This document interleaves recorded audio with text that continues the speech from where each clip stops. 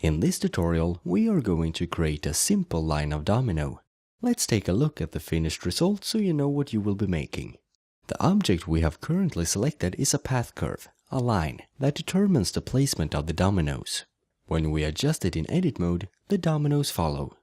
When I make the curve longer or shorter, the length of the line does unfortunately not adjust itself automatically. This is a limitation of Blender.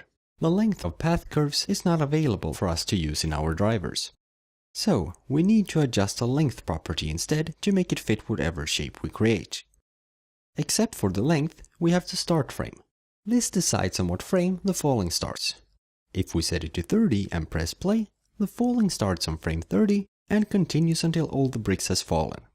This line of domino does not use any kind of simulation, so we can scrub through the timeline and see the animation, change the length or the shape whenever we want, and the result is instantly reflected in the viewport. So that's it. Let's get started.